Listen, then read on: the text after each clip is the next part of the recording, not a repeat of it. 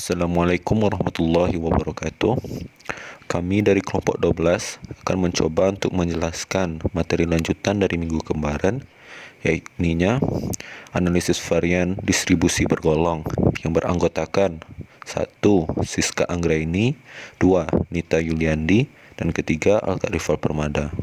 Selanjutnya saya akan menjelaskan tentang tujuan-tujuan dari mempelajari materi ini, terutama ANOVA distribusi bergolong. Yang pertama, untuk mengetahui dan memahami uji statistik dengan menggunakan ANOVA, terutama ANOVA distribusi bergolong. Untuk mengetahui persoalan dan masalah-masalah yang berkaitan dengan uji ANOVA distribusi bergolong dalam kehidupan sehari-hari. Yang ketiga, agar dapat menyelesaikan persoalan uji ANOVA distribusi bergolong dan menarik kesimpulan yang sesuai dengan persoalan yang diujikan. Setelah kita mengetahui tujuan-tujuan dari mempelajari materi ini, selanjutnya mari kita masuk ke dalam contoh soal yang telah dapat dilihat di layar, yakni tentang tabel gaji dan jenis kelamin guru-guru. Selanjutnya, setelah kita mengetahui soalnya, marilah kita mencoba mencari dengan memakai analisis varian distribusi bergolong. Yang pertama dilakukan adalah mencari hipotesis. Hipotesis dibagi atas dua, yaitu H0 dan HA. H0 yakninya tidak ada perbedaan besarnya gaji antara wanita dan laki-laki, dan hipotesis alternatifnya atau HA adalah ada perbedaan besarnya gaji antara wanita dan laki-laki. Itu adalah langkah pertama yang harus dilakukan. Selanjutnya, setelah mengetahui hipotesis, kita mencari deka total.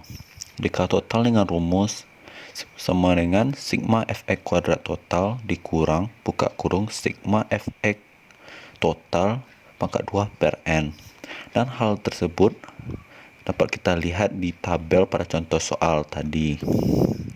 Kemudian kita memasukkannya ke dalam rumus, yakni sigma fx kuadrat total bernilai 1214 dan dikurang sigma fx total tadi bernilai 326 dan dipangkat 2 per n-nya 107.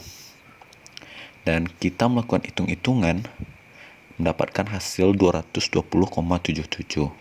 Itu adalah cara mencari deka total. Selanjutnya kita mencari deka antar grup.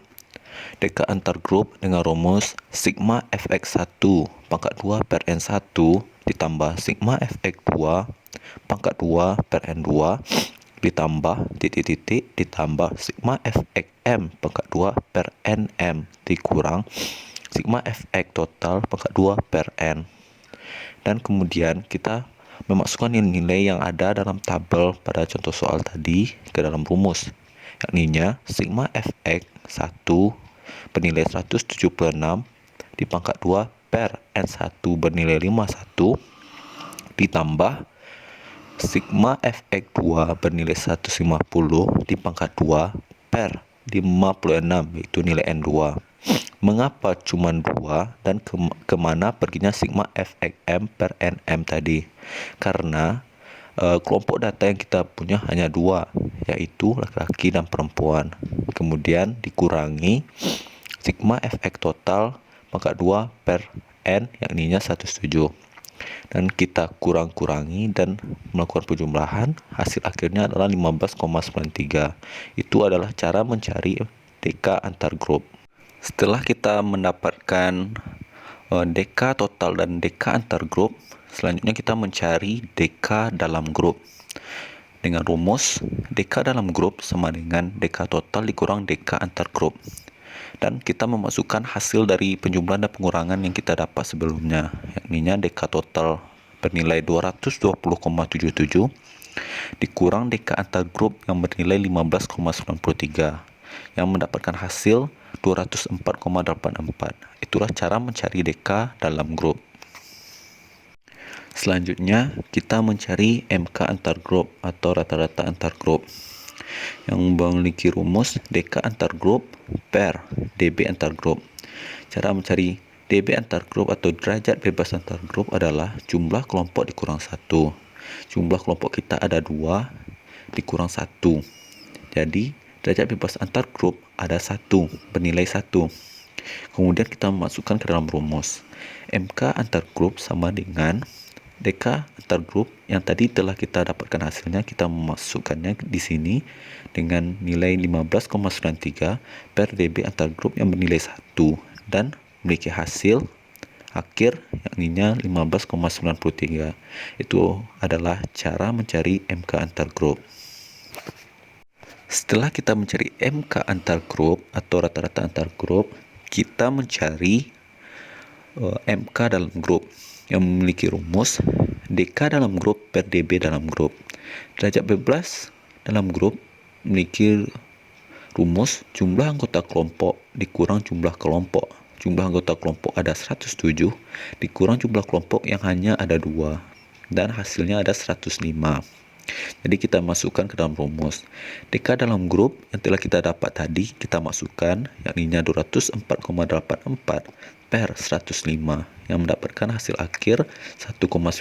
Nah, itu adalah cara mencari MK dalam grup. Setelah kita mendapatkan MK antar grup dan MK dalam grup, kita mencari F hitung yang memiliki rumus MK antar grup per MK dalam grup. Dan kita masukkan nilai-nilainya, yaitu MK antar grup yaitu 15,93 dan MK dalam grup yaitu 1,95 dan hasil akhirnya adalah 8,17. Itulah cara mencari F hitung. Oke, setelah kita mencari semua yang tadi, kita masukkan ke dalam tabel ringkasan analisis varian untuk mempermudah kita dalam mengujinya. Dan di sini kami menggunakan tarif signifikasi 1%, yakni 6,90. Dan dapat dilihat di dalam tabel tersebut. Setelah kita mencari dan membuat tabel, kita kemudian membandingkan antara F0 atau F hitung dengan F tabel. Apakah F0 lebih besar dari F tabel atau F tabel lebih besar dari F0? Di sini kita melihat F0 lebih besar daripada F tabel, yaitu F itu lebih besar dari F tabel. Ini 8,17 lebih besar dari 6,90. Maka H0 ditolak karena F itu lebih besar.